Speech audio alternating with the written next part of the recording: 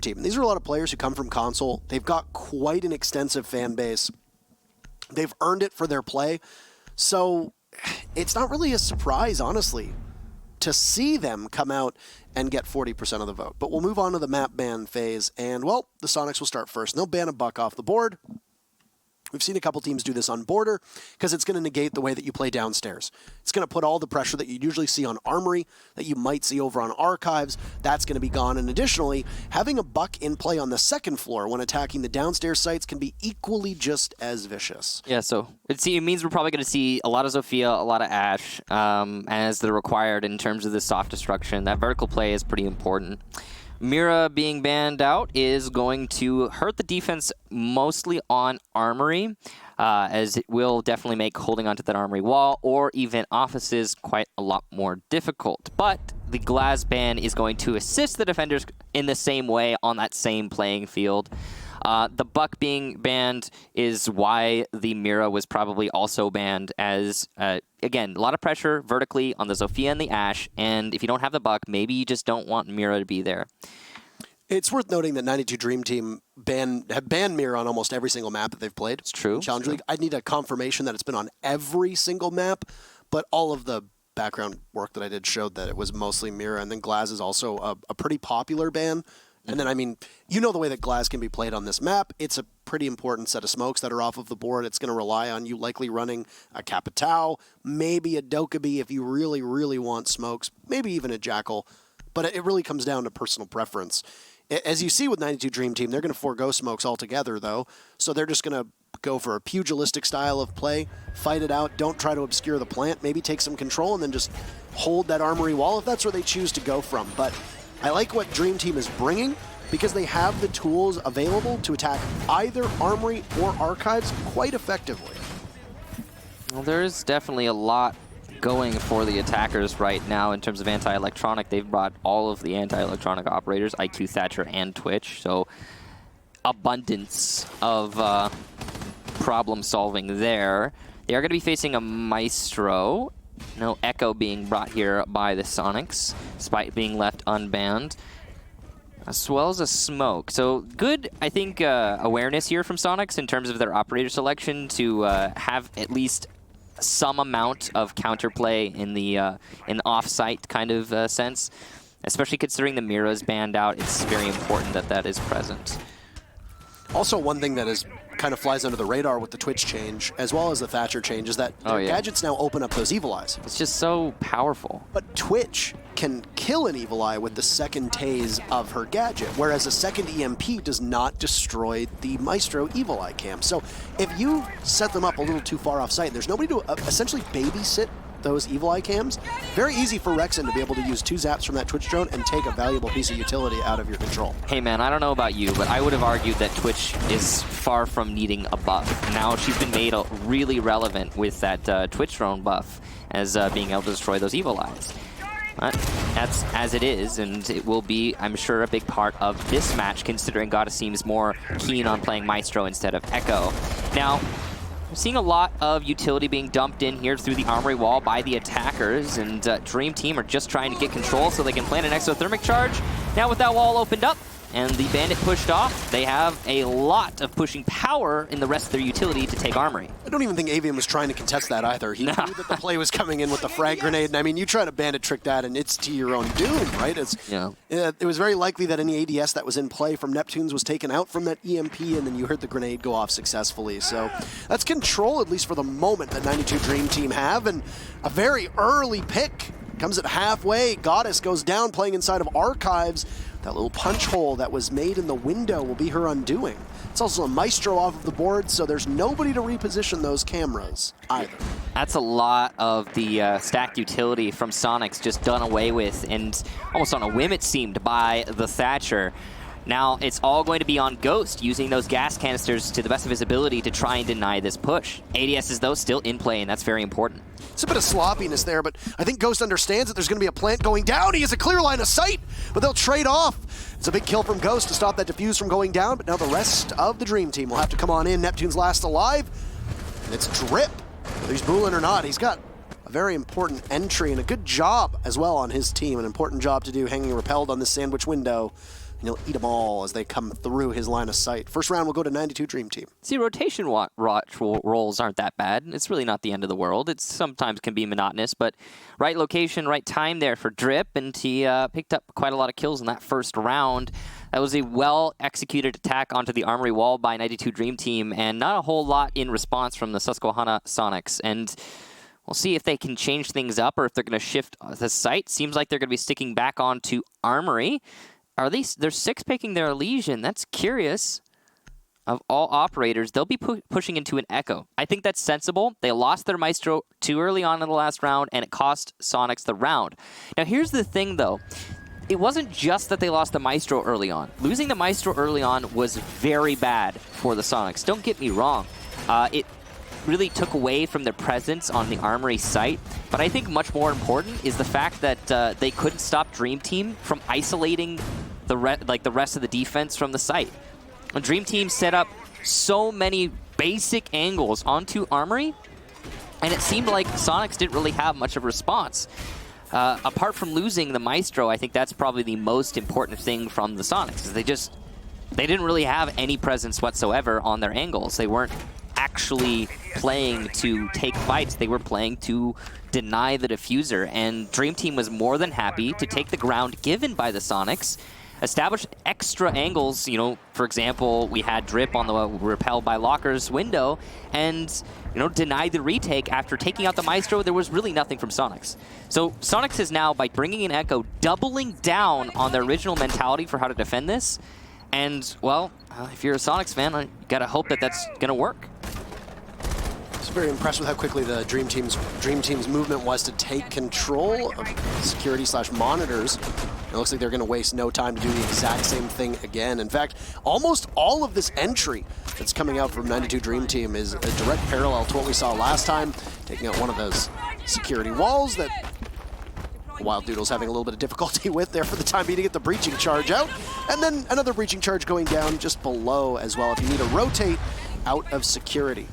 It's very quick pacing that we see from the Dream Team as they all once again line up around this armory wall. I think they're going to go for the exact same play here, but down goes Avi and Rexon from below. You don't even need to expend that frag grenade. They do anyway, and that's going to be another easy entry towards this armory wall. Neptunes, who'd survived until the dying seconds of the round previously, will be hunkered down inside of that half wall. The bunker, as it's often referred to as, might get pushed off from below. I'm interested to see what this Echo is going to do as well for Soniqs, as they have just a bit of a small change, but just like when Goddess went down in the previous round, they'll find themselves behind early. It was a very methodical attack here so far from Dream Team, and it's much of the same we saw in the first round. Not really much of a response from Soniqs, especially after losing the bird so early on. They, again, have very little presence. Though, Neptune's surviving in half wall is going to be very important. Has a beautiful pick there from Rexon, taking out the Yokai drone. Neptune's putting in work in this round already, and having delayed the attack for so long, he really has been the highlight for the Soniqs. The question is, how long can he persist at half wall? The odds of him rotating successfully are slim to none at this point, though it seems almost as if we might be seeing a rotate from the Dream Team. Oh, a nice angle from Rexon all the way from CCTV, and Neptune's goes down. A lot of people forget that you can see the top of your head behind that wall from a couple different angles, especially if you just walk right on in. God is almost mowing down what appeared to be AWD, but just to survive, at least for the time being, escaping the wrath of that LMG that can just chew up and spit out anybody that finds themselves in its sights. I don't think Super's been detected inside of Office. He's just going to continue to linger over there. There's a Yokai left. It's going to have to be figured out, but Ghost's going to pop right on in. There wasn't much of AWD left, but he'll take him down. There's a Yokai. As you'll see, it's a double action. Soniqs coming alive. And Hyena will have to try and go for another plant, but there's too many coming on in, and it's Goddess just waiting, trying to find them all. Ghost will lie in his own smoke, but it's a big three-piece from Goddess. All the way from downtown. She'll shut every single member of 92 Dream Team down that dares to challenge her inside of Archives, and Soniqs will equalize and push themselves to another site on the third round. Dream Team seemed to counter themselves in that round as they had control of Armory Wall, opened it up, had set up for the take, took out Neptunes behind half wall, and all the while we're shifting over to an Office's take. I really don't know what the mentality was there, or what the thought process, rather, was for Dream Team. It seemed like they wanted to take Armory, and then it seemed like they were shifting to Office, and then they shifted back to Armory in the dying seconds of the round. But at that point, they'd already lost their momentum. Soniqs was allowed to establish a pretty stalwart defense on the actual Armory wall. There was... And DreamTeam was up against a wall that was the clock. So I'm confused about what exactly was going through the heads of DreamTeam. They definitely did outplay themselves. Good job to Soniqs, though, for taking the opportunity given. They'll go down to ventilation now, following their first successful defense on the Armory site. Ventilation could be a little bit of a different story than what we were just seeing. Probably going to be a lot of vertical play involved. Avian's going to be setting up for a bathroom hold, it seems, as we've got the back of Workshop unreinforced. These castle barricades allow for a lot more maneuverability on the side of the defense, or at least prompting to the fact that the attackers are coming from tellers. Okay, not a lot of vertical play, actually, from the Susquehanna Soniqs. That's curious. They do have the hatch open inside a small office. So they probably... It's very commonplace to have somebody play up there. Like we have the Armory wall as well reinforced. But it's curious that they don't have any of those castle barricades set upstairs. It seems like if they are going to be roaming on the top floor, it'll be a little bit of a fall back and hold the site sort of roam instead of a stalwart defense. Keep in mind, through the 2 previous rounds attacking on the Armory Archives site, it was 92 DreamTeam who took monitors every single round very fast. 30 seconds in, and it does appear, at least for the time being, that while they're going to take monitors again, they're not going to slow themselves too much. It's a bit of a split, actually. AWD is in there all by his lonesome, and there's not as much of a party up in security. Yeah, the best thing we've been seeing from DreamTeam so far is the beautiful efficiency of their Armory take. It's a very simple take, but when you can refine those rolls down to taking as little time as possible, it does look beautiful. And we're seeing something a little bit slower here from 92 so far in this round. They don't have any roamers to contest with on the top floor right now, and they have still taken a whole minute to take into this Armory. Better safe than sorry, and I'm sure that they'll adapt moving forward, but still a little bit of time wasted here by the 92 DreamTeam. Everybody from the Soniqs are on that first floor. You Yeah. mentioned it yourself. There's not a lot of vertical play, which was really shown when that last castle barricade was getting put down by Avian, and every single member of the Susquehanna Soniqs were down on that main floor. So that's a bit of miss timing there on behalf of the Pulse of Neptunes. He throws out the C4, it gets shot in the air, so you won't have any kind of explosive property on hand for the Pulse or for the Soniqs, unless Ghost has a C4 of his own. I mean, Drip wasn't even shooting at the C4, he was shooting at Goddess, which he managed to get the kill on, so a nice double play there with the C4. I think they call that a twofer. A twofer, yeah, definitely was, and that's some good control established by 92 early on. It was a perfect opportunity as well to see exactly what we're talking about taking out that Evil Eye camera, 2 zaps, but AWD ends up paying for the fact that nobody appeared to be watching. That after Neptune's C4 did not work, he rotated all the way upstairs. This is a very late rotate, but it's very likely that his position has been given away, and because of this, you've got Rexon in hot pursuit. Now pop up, and he'll lose the fight to the F2, not even landing a shot as Neptune's behind that bunker wall, unable to do basically anything to a gun with that rate of fire. Avian peeks into Tomas, not probably expecting somebody in there, but there's 2 bodies in. Ghost goes for 1, almost gets the second, but Hyena cuts him down to size. What is Super going to be able to do? He doesn't have control, tries with the AUG his best, but no, the F2 is just a better gun, and Rexon was all prepared, holding the angle around the doorway. 92 DreamTeam will take another round. Both of these teams seem destined to go back and forth. It'll give another opportunity for the Soniqs to go back down to that Workshop ventilation site. 92 DreamTeam looking very comfortable here on border. And I believe, if I'm not mistaken, this is their pick, so that would explain their comfort. A lot of these attack rounds have been pretty methodical. That last round, a little bit more cautious than was necessary, really, from 92 DreamTeam, but hey, better safe than sorry, and they still had plenty of time to actually execute onto the site. One thing that did happen there is that DreamTeam got late flanked by Neptunes, and it really was not a great situation on the top floor. After DreamTeam established control, they did not hold those flanks. So a mistake, certainly, but it did not cost DreamTeam the round, which is the most important thing, thanks to Rexon, who has been winning that fight by bunker every single time. Now, Nomad being brought here by the DreamTeam, and that would be probably in response to those flanks that we just saw from Neptunes in the last round. It's going to be a good answer. Those air jabs certainly going to, if nothing else, dissuade any roamers from attempting to flank. And looks like Soniqs, though, actually going to be adjusting their strategy. This is beautiful to see. So not only is DreamTeam adjusting to account for those late flanks, Soniqs is adjusting to account for, well, vertical control. It was weird that we saw Soniqs not even try to hold the top floor on a ventilation defense last round. That is the go-to strategy, at least to delay. But now, Soniqs is going to be adjusting back into that default strategy. They'll be going for a hold on the top floor, which makes a whole lot more sense and may just trip up DreamTeam. This presence of the Vigil here, he might end up getting spotted out. It might be too much of a gamble for Super, but he's fallen quite off. You see those rotate holes, those impacts as you'd call them, or rather impacts those rotate holes so he can get away scot-free, which is exactly what he'll do. The cloaking device of Vigil doesn't come back as quickly as it used to, or doesn't last as long as it used to, rather, though it comes back faster than it did. If you got a couple different members here of DreamTeam with the right tools, especially an IQ on the board, it means that this Vigil's going to be possibly in trouble, but no. He'll take out Drip. He baits the Thatcher on in, looks for the second, almost grabs it. Just a couple inches off of taking out the head of Odd, who will line up.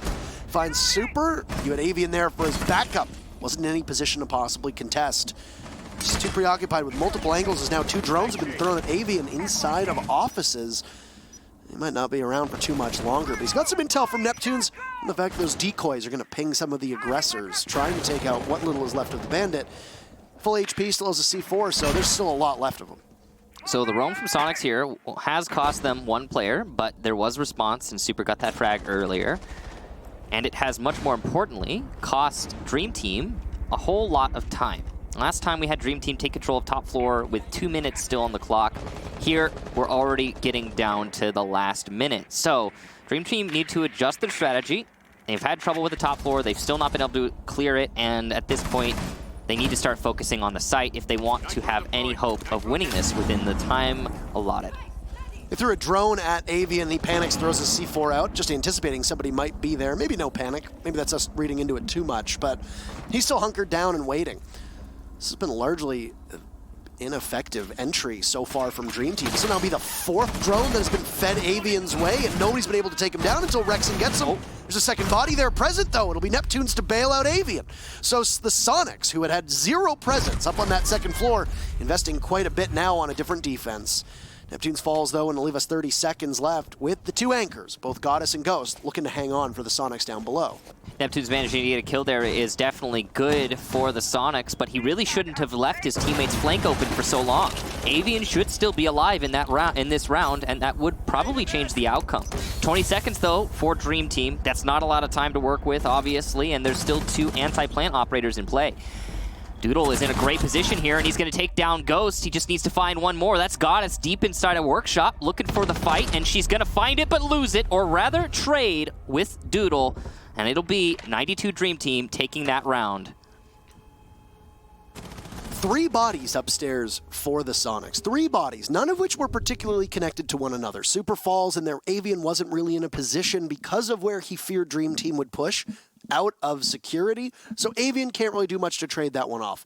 Avian falls, and then you see Neptunes push up, but that was really not Neptunes reading into it, but more him walking into the fact that a member of DreamTeam ended up inside of Archives. Though the alibi still could have gotten there in time. Maybe a bit too spread out, maybe a bit too much hesitation on behalf of the Soniqs to not have themselves within striking distance of every single member of DreamTeam that ended up in a possible encounter with them. That just leaves you in a position where 20 seconds to go and you got a Maestro and a Smoke on site. Still very winnable, but Ghost gets shaken off of his position because of the breaching charge that goes above him, takes out a chunk of his HP at the same time, and you've still got really good guns on DreamTeam's side. Say what you will about the preparation and the infrastructure that Soniqs may have versus what might be on the side of DreamTeam. But one thing that I think is undeniable is that every single member of DreamTeam is an extremely hot hand when it comes to aim. They don't really miss their shots. And because of this, if you put them in heads-up positions, there might be times where they can just beat Soniqs round by round based on gun duels alone. Yeah, Soniqs is a much more experienced team. Very much so. We've been seeing some moments, definitely from Soniqs, where they have been just straight losing their fights to DreamTeam, and that's why DreamTeam find themselves up 3-1. But it also has to do with how DreamTeam are conducting their assaults. I mean, their strategies just seem really not necessarily, they're not intricate, they're not special. What we're seeing from Dream Team is just well rehearsed. Well defined roles for each individual player, creating a nice strategy for the team as a whole. As each player on Dream Team seems to be executing what they need, when they need it, efficiently, and again, well practiced. So, Doodle inside of CCTV looking for a kill in Fountain using his scanner there, but it's a reinforced wall that will prevent that from happening. Just gonna see Dream Team again, as you mentioned, taking control of CCTV. This has been their go-to strategy for quite a long time now, and it's going to turn into an armory wall take. And typical efficiency here from Dream Team, very standard stuff. And again, it's that well-rehearsed attack with the utility, clear out the ADSs, allowing for the exothermic charge and the grenades. Actually, the only person who took any damage there from that frag grenade was Hyena, because it looked like it might have been misplaced. Either that or my eyes deceived me. Soniqs have wised up to exactly what Dream Team is going to do on this armory wall take. They probably knew it coming on in, but they thought they might have had a strategy around it. This isn't the case this time. So what have you done if you're the Soniqs? Well, you've fallen really far back. This Echo is going to be trotted out yet again. The question is going to be, are you going to lose a Yokai early? Super had one available, which was very integral to be able to give that information to both Goddess as well as Ghost, and it's going to be in a similar position, maneuvered over to the front of that armory wall to be able to watch any advance that might come out. Still got Drip here on the sandwich rappel as well, so we've got a lot of similarities from Dream Team. Ghost in a position possibly to try and stop the plant. No! It's going to be a big push here from Dream Team. 3 consecutive kills with Diffuser going down successfully. Goddess and Super will have to try and fight off the remaining members, but right now that's 4 unanswered kills. Super might be able to start adding some to the tally, but he's in tough position. He's far away from that Diffuser. 1/3 of the time gone, almost at the halfway mark. He's got 1 Yokai drone still up to be able to give him intel, but he's going to have to wander past 2 bodies. He's not going to get past Tomas. You had 2 L85 staring in his direction, one on the sandwich rappel and the other by the armory door. That's Tomas who cleans things up. That's 4 rounds now of 5 for 92 Dream Team, who we might have said, with a bit of interest, they took attack both times. Well, it seems like they're very comfortable here. Their attacks are extremely well rehearsed. It almost seems as if all of the practice time that Dream Team have from, well, we don't know, of course, it's an internal thing for them, but it almost seems like all the practice time that Dream Team have was placed on their attacks, coordinating their attacks well and seeing what objective needs to be taken care of one step at a time, because Dream Team's attacks have been just so darn efficient. I mean, they're simple strategies, executed eloquently. That's what we're seeing from 92 Dream Team, and I really like that. I appreciate it. Soniqs is not answering back is the really tricky part here. Soniqs' adjustment in that last round to the strategy they knew was going to be coming onto the armory wall was to bring an Echo. That's what Soniqs gave us. That's what Soniqs tried to change from the past, and they brought an Echo before. It didn't work. It wasn't enough. That, consistent investment in off-site mentality from Soniqs, I think, has been costing them a lot, because Dream Team keeps winning those armory attacks because they can isolate armory and cut off the rotation back into armory so well. Soniqs needs to stop that from happening. The big question is, you have Ghost playing inside a small office. He is almost single-handedly tasked with stopping the default plant spot of 92 Dream Team. And the Dream Team know this. So what ends up happening? Well, they put the body on sandwich, as you said, completely cuts off the rotate, and Ghost is essentially trapped in there unless he breaks through that hatch and falls, providing that hatch isn't reinforced inside a small office. So what do you do if you're Ghost? Well, he can't really have an ADS because they keep getting EMP'd by 92 Dream Team. The Yokais continuously get spotted and aren't really in a position to be able to assist him, because even if Ghost pressures somebody who pushes him, which was Tomas last round, there's a trade factor in there for 92 Dream Team with Drip on Rappel for Sandwich. So you're essentially trapped, and it's working out so well. Doing the same thing over and over again for the time being could work against most teams, but for Dream Team, they're actually making pretty good time as this game is going on, doing the same thing. It's working so well because Soniqs, every response is just not enough. Well, I'll see if this small change they've made in this round is going to, well, affect the outcome of the round itself, because it's a new attack strategy here from DreamTeam, and already starting to cost them, actually. Syena goes down. That's no more Thermite. Your Hard Destruction gone. No Hibana in play. No Maverick in play. So, well, this round just became really difficult. Border is a Hard Destruction heavy map. IQ finding herself in the desk corner will lose to Neptunes, and that's an early kill again for the Soniqs. Oh. This round is just going so poorly, but wow, what an answer back. Hate to see it. Yeah, hate to see it, but it does happen. Hate to see it. It do be like that sometimes. DreamTeam getting their first kill in the round off of a Twitch drone. Rexon has been fragging in every form. Another kill possibly for Tomos, but he misses his shots. Doesn't happen often to the DreamTeam, but it's happening here. It's a C4 that missed as well, or rather hit its target but didn't do its intended purpose, which was to kill Tomas. He's now in a position where he's just waiting for the head of the bandit to show up. He'll miss him crossing, cannot handle the recoil at all, but it's Drip there to take out Super, traded off by Ghost. So both teams will lose one body. Tomas still very low on HP. He's knocking on the door, but looks like he's going to go for a rotate with 50 seconds left. That's a good time to do so. It's going to give Rexon some scouting duty as he'll use his Twitch drone as best as he can, but he's all out of information. He knows somebody's going to be playing in small office, looking to see if there's somebody playing over by Sandwich. And the good thing about that F2 is that it's got great caliber-based destruction with that high rate of fire, allowing the sledge to smash everything else open. But here's one problem. Haven't spotted Avian, who's on the flank. He'll catch Rexon. They'll leave Tomas, who doesn't have very much HP, in a situation that almost assuredly will go in the way of the Soniqs, especially with 20 seconds left to go. Tomas is in a position where even one bullet will take him down. Doesn't really matter the gun. He's got castle barricades to go against as well, but there's Ghost to do what little was left of Tomas. The SMG-11 in hand for both operators, but it's Ghost who'll win this one out, and at least Soniqs will emerge from their first defense with 2 rounds. They'll now go on to attack as we'll switch sides here, but still, it's a lead for the Dream Team at halftime. I agreed with you when you said that sometimes bringing the same strategy over and over again can be the undoing of a team. I don't know if you'd agree with me in saying that changing the strategy there was the wrong call for 92 Dream Team, but it, certainly was. Hindsight 2020, of course, but that's the thing. Dream Team could have established that it would have been a pretty bad push if they had simply droned out Office. I mean, Soniqs was oddly heavily stacked on the Office archive side of that bomb site, which was...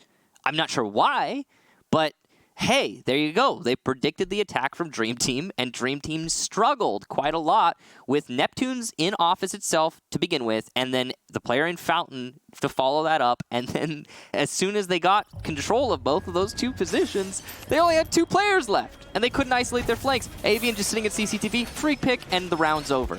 So, I don't know. That was a curious adjustment from DreamTeam. I gotta say, the thing that's screaming in my head is it really wasn't necessary, because Soniqs had no adequate response to the Armory Wall attack. And you threw away another potential victory on that Armory Wall attack. I don't know, it's curious. I like that they're trying to change and adapt, but it just ended up costing DreamTeam. Safe to say, I don't think the Soniqs were getting any better figuring out what 92 Dream Team was doing, or rather, they probably had it figured out, but they didn't know how to counter it. They did one thing differently. They half-reinforced Armory Wall, and they opened up the other half so that they could deny the Thermite. And that might have been what caused Dream Team to change their strategy, but there was a sledge. Open the wall. Yeah, I don't know. And I mean, I can see that call where you think to yourself, all right, we've ran this 3 rounds in a row. It's tightening up. It looks like they might be able to have our number this time. Let's do something a little bit different. But yeah, I don't know. I think that we could have seen what 92 Dream Team was capable of for yet another attack onto that Armory Wall, and I think it probably would have been arguably just as successful as it was the times prior. At the same time, we have to give credit to Soniqs for forcing that adjustment by slightly changing their attack onto Armory and then investing in offices, knowing that they would, or expecting at least, that Dream Team would adjust. So good job to Soniqs there.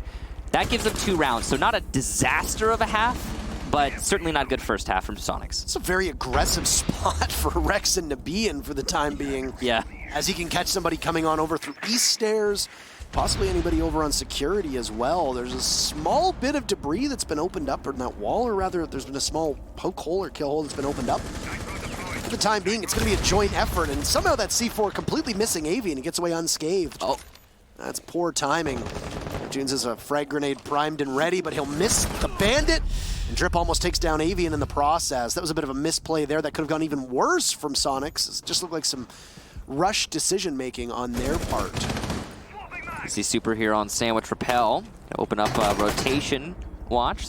It's a hard angle to hold. We've seen a lot of great play from Drip there, I believe it was, throughout the entire first half. But now as we're on second half, it's Soniqs' time to hold that rotation. This time they're attacking onto offices though, so it's curious that he would do that. It's going to leave the player by bunker kind of on an island, but it might not really matter as Soniqs aren't getting enough control here. They still haven't taken care of Fountain. They did just get Thomas, though, on the rotation that we were just talking about. But inside of Fountain is going to be Rexen, and AWD is also going to get a kill of his own. Answer back here from Susquehanna, though, so it's not all over on the attack. Despite them losing bodies, they still have a good amount of man advantage. And nice shot there from Ghost, despite missing the lifeline thanks to the ADS. Yeah, Rexen wasn't in a good position there to be able to get out alive at all, and it's going to leave Hyena, who's got 1 frag to his name so far, try to find 3 more. Now, getting through Avian won't be that much of a challenge because of how low he is. Possibly even take him down with a couple zaps of that Evil Eye. But if the information from the Soniqs points to Hyena's location, then this could go from bad to worse. And, well, there you have it. Ghost is going to have a hell of a range all the way from one side of the map to the other, upside down. He must have seen Endgame because he's doing his Spider-Man impression, just waiting and watching, and he'll catch Hyena. There you have it. Nice shot. Spoilers. There's no spoiler there. Spider-Man is hanging upside down. Okay.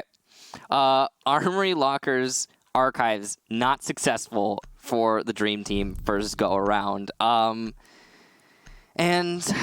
that's going to put the Soniqs in a much better position. Okay, the first half was salvaged at the end, thanks to the great strategy and adjustment from Soniqs, which forced the hand of Dream Team to move on to an office take. That round right off the bat, the fact that Soniqs was winning their fights the same way we saw Dream Team winning their fights in the first half was, I think, the main takeaway. Soniqs much more comfortable here on attack. That's clear in terms of just actual winning gunfights. And there really wasn't much else to say. I mean, Dream Team didn't have a lot of answer back. Some things that I find curious are, for example, the fact that Dream Team decided to play a player that's Rexen inside of Fountain and not reinforce Fountain Wall. Like, why? That's very curious. I don't understand it. Little bit too much confidence there maybe from Dream Team, or Rexen got caught off in his rotation and had to play in Fountain. No matter what, not a good situation there for the Dream Team on the defense. See if they can get the right adjustments to shore up that hold. Same overall setup here, it seems, from Dream Team. They're going to be bringing Pulse, probably to play downstairs. By the way, Pulse, one of those operators would have loved to have seen in the first half from Soniqs, especially on those armory wall takes. I mean, there was not a lot of pressure downstairs. Why? The buck's not there. So a Pulse probably could have easily C4'd from below. Even if it's a late rotation, you drop into, through the small office drop, you C4 the planter. There you go. That might have been a solution. But hey, we're on the second half now. Dream Team have already brought that solution, not even needing it in the first round. Soniqs might be lined up here to go for yet another take, but oh boy! Wow. AWD is going to go fishing, and he's going to catch a Marlin, or Neptunes in this case. Only set of frag grenades from Soniqs will be off the board a minute on into this round, round number 8. And that is a pretty punishing blow to Soniqs. Now, keep in mind, Avian almost got felled by a C4 on the previous round that almost puzzlingly was a bit too far, but could have been a major hindrance for Soniqs. So we'll see what course correction they can do, because it's, having 2 frag grenades is quite nice, especially if you can burn through Rexen's ADSs that exist. You've got a Zofia just to do that on Ghost side of things. Those ADSs will not be able to catch Super, and oh no. Potential run out there, maybe? I was wondering what Super's... He's cautious of one. He's very preoccupied by it. Almost looked like he could have possibly pulled the trigger if Hyena's on the other side of that. Ghost giving away some information there. Yeah, this is odd. How close the Soniqs keep coming, and this is where my pauses are coming from, is how close they keep coming to seeing somebody or expecting somebody from 92 Dream Team. It's just a good read on the way that the Dream Team is playing, and part of why Soniqs was able to take that first round. So you can almost see the call that Dream Team made, and that is play passive. They're being a lot less aggressive than they used to be. I say that as one rotates into CCTV. Super almost caught that player in the rotation, but bad timing there from Super. As you said, coming oh so close, but still so very far for the Sonics. And a rush in from Ghost will get one, but answered back here. That's good angle play there from the Dream Team to have a refrag right after the push. Trip was just lying prone in the sight. That wasn't the good part. With the Rexen over top of him. Rexen was getting the Rancer getting the that was the good part. He got the refrag. So the Sonics will now begin to circle on in towards the archive side. You've still got full utility for the Capitao as well. Not even on the crossbow for the time being. Just a bit of a poor reflex there from Super, but Goddess has his back. Taking down Rexen. And there you have it now, finally the utility being used. Some smoke will at least obscure them, but on the flank, it's Odd. He'll take down Goddess. Super trying to use all of that magazine. 2 for Odd. Looking for another as the Capitao's gonna jump right on in. And Hyena will shut it down. Dream Team taking another round for themselves. That's 5, their first successful defense so far. And they're gonna stretch their lead after the Sonics had tried to cut it down in the previous round. That's off the back of a 3K there from Odd. He got that C4 at the beginning, which was so important. It set the tone for the entire round, and then comes up from behind. Why does he come from behind? Why can he do that? Because one less player on the side of Sonics, they don't have a flank watch.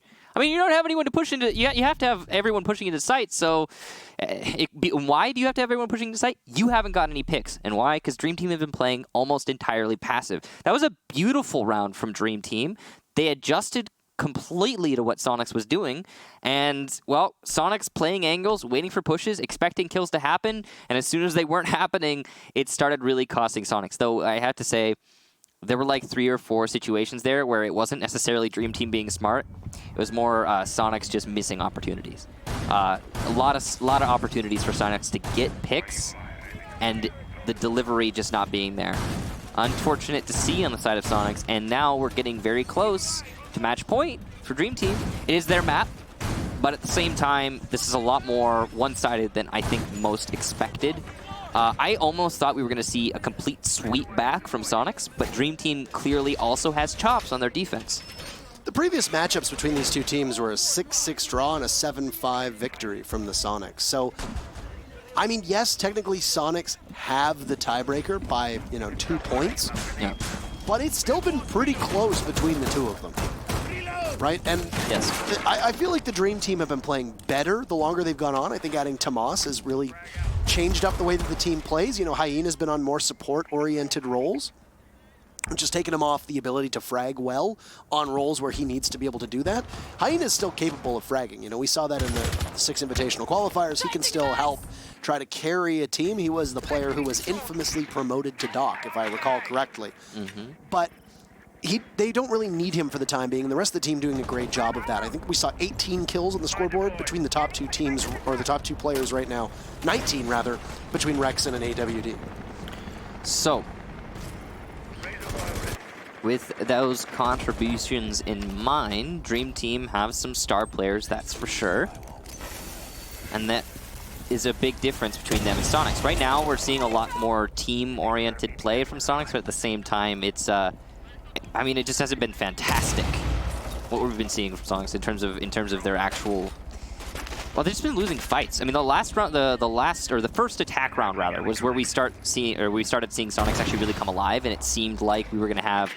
Again, I thought we were going to have a reverse sweep, but after that last round we just witnessed, Dream Team know how to play against Sonics. Just don't peek angles. And use C4s for indirect wins on those fights. Drip ball in, getting a early kill there onto the bird. That's Avian. And AWD, Doodle himself, getting another one as well. So, okay, Dream Team now, a 2-man advantage. Are we going to a 6-3 just like that? It does appear that way. I mean, after that very first defense of 92 Dream Team, their C4s have had magnets in them, it appears. Being able to hit everybody, but, oh no. 3 of the kills so far, 2 of them have involved explosives, as that's Goddess being able to get a bit of a chuckle there as AWD goes for a run out, and probably not a bad run out, but oh no, Ghost inside of the site doesn't understand that Rexen might be in hot pursuit. It's going to leave Goddess in a position to tussle with Tomas looking the wrong way, and it's just the Dream Team now draining every single 3-pointer that they throw for the time being. Poor Neptunes. Did you notice that the strategy here at the Neptunes actually gets a pick here? He's in a 1v3, and it could have been one, but not quite. I would say the light inside of that site got that kill in particular.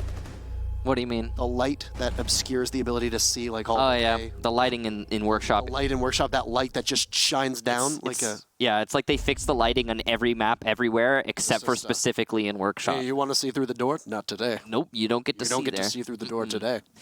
Yeah, it's a well-known issue with Border, but now, okay, that last round, okay, what happened? Soniqs set themselves up to get picks. I think they were trying to take top 4 control. I'm not entirely sure. It seemed like Soniqs was confused about what they were actually trying to accomplish in that round, not going to lie. But then when they don't get picks, what is the strategy from Soniqs? Let's try and crouch walk into sight. The last 3 players from Soniqs just tried to inch their way into sight sneakily without getting any kills. We saw the Zofia actually make it before dying to Rexen, but it was just the last 2. Okay, guys, we gotta make it. I don't know what the thought process was there from Soniqs. I really don't. It seemed like they started off trying to take Armory. They got CCTV. They tried to take Armory, and then you can isolate vents and then hit the site, right? But then they couldn't get Armory, and then everyone just kind of went their own way. You see that in the very final round, Soniqs is trying to change things up. They've moved Avian onto the Capitao, Goddess onto Hard Breach. So you've taken Avian off of that Thermite role. You're going to bring a Hibana instead because, well, if you look at the rotation that's happened so far, you know that one of the 2 sites that need to be defended by the 92 Dream Team are going to be either Customs or Bathroom. Yeah. It's the first time we're seeing this in this match, a third, or the alternate sites being brought out, and it's Customs instead of the Tellers or Bathroom from Dream Team. I mean, it's kind of whichever you're more comfortable with. Both sites are equal in how you play them, in how, you know, defendable they are, so you can't really judge anyone for going to Customs over Tellers or otherwise. So Susquehanna Soniqs setting up here to hit onto the A bomb site, it seems. They're going to have to take CCTV control first, and that is well set up defense here from Dream Team. Dream Team is aware that they need to hold on to CCTV if they want to win this round, at least for a large period of time. Rexen is going to be instrumental in this defense. Playing inside of Armory, he can deny West balcony pressure onto CCTV. Looks like Hyena's been spotted, though, and there you have it. He's been droned down. It looks like he might get flashed, and there's going to be essentially a utility dump. Sledge out the castle barricade, drop something in, but Odd is there. Doodle with the opening frag onto Mr. 1.6 himself, who will be spending the next 1.5, minutes of this matchup on the bench. Yeah, Doodle has been so good with those early picks in this match, and he's just going to keep that going. The lack of picks here from Soniqs, again, being so important. Is the ADS cleared? Yes, it is, and a beautiful grenade there from Neptunes. As Hyena goes down, that CCTV still established it. Oh, Neptune's a double!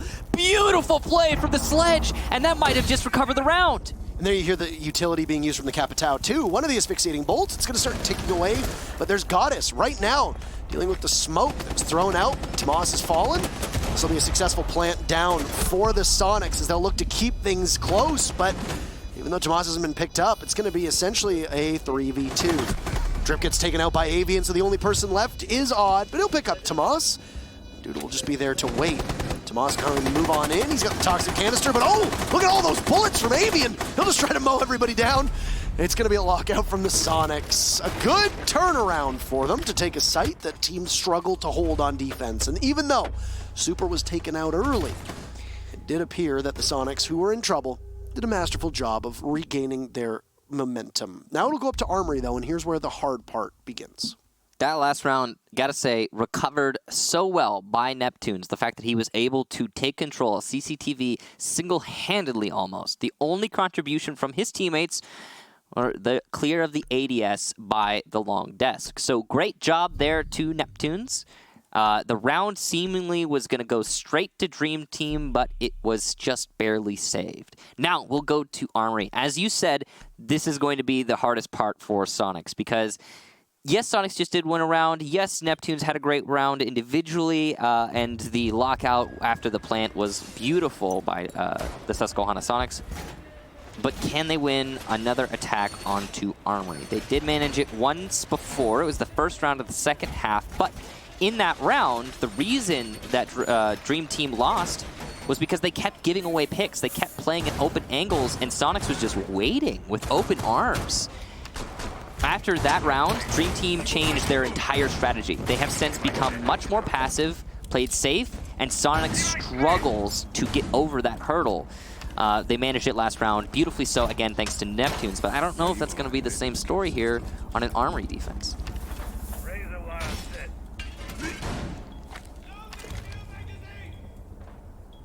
We approach the point at which I believe you refer to this round as Hell in a Cell. Yeah.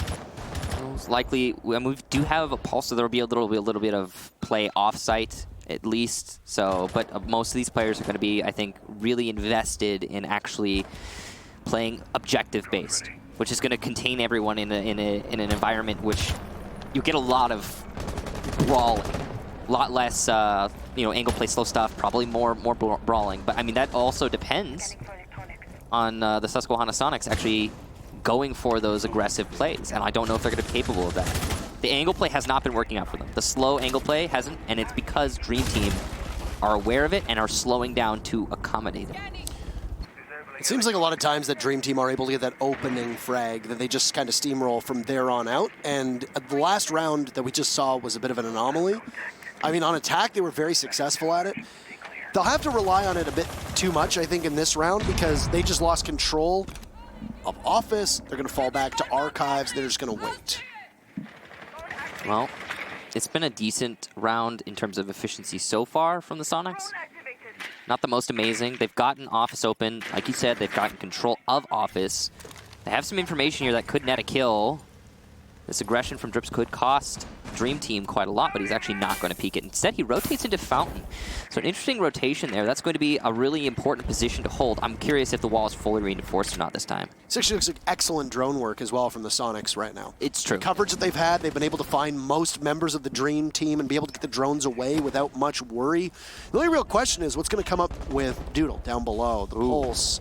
He gets spotted and pinged, and there's going to be an IQ in hot pursuit. Takes a tiny bit of his HP away. Whoa, what a peek! Oh! That's a throwback to when he used to go by Yardy, but that's a beautiful kill from Drip. And now there's another as Neptunes doesn't check his corners. And that just might be the round, Michael. Yep. It certainly looks that way. Sonics tried to clear underneath. They knew the C4 was going to be a huge force leading into the end of the round, but they failed to take down the Pulse and, in fact, lost 2 players in that endeavor. Oh, no. Ghost might be able to get the drop here on Drip. Bandit's not looking the right way. Oh, but as the wall blows up, it's a Doodle from below. Even Goddess and Super in a position to try and keep this together. They'll find Tomas, but everybody's peeking. Peek, peek, don't stop peeking. Goddess will take one down, and she knows that Doodle's going to try to aggress from the stairs. That's exactly the case. She'll find 2, but she's got 15 seconds left. She holds the diffuser, so she has things working in her favor. There's going to be multiple sites looking at her as he tries to get in towards B. But everybody's going to be very patient. The team that would not stop peeking have realized that now is the time to stop.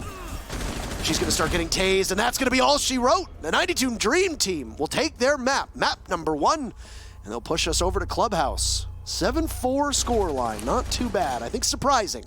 Quite a number of people's expectations. Before this match, Michael, I saw a lot of 2-0 Sonics on social media. You got to think those people's brackets have been busted. Yeah. Great game for the 92 Dream Team. Very impressed. Yeah, their border play was absolutely on point. You really got to hand it to 92 Dream Team. And on the side of the Sonics, they really did seem a little bit lost. I mean, we had